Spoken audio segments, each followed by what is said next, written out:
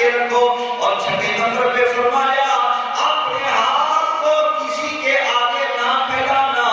جو ان 6 چیزوں کی مجھ کو ضمانت دے دے گا میں اس کو اللہ کی بارگاہ کے اندر بخشش اور نجات کی ضمانت عطا کر دیتا ہوں.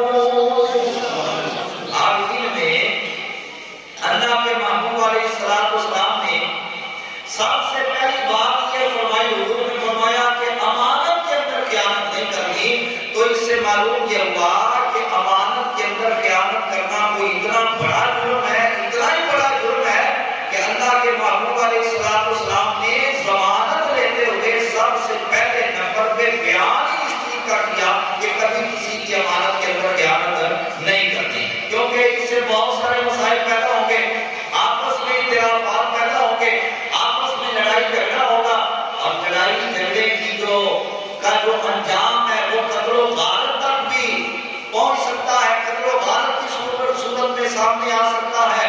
اور اسی طرح خیانت کر کے جو مال کھا لیا تو اس مال کو کھانے کی وجہ سے اس بندے کی عبادت ضائع ہوتی رہے گی. کہ میرے آقا نے فرمایا کہ جو بندہ حرام کا ایک لقمہ کھاتا ہے اللہ رب العالمین 40 دن تک اس کی عبادت ہی قبول نہیں کرتا.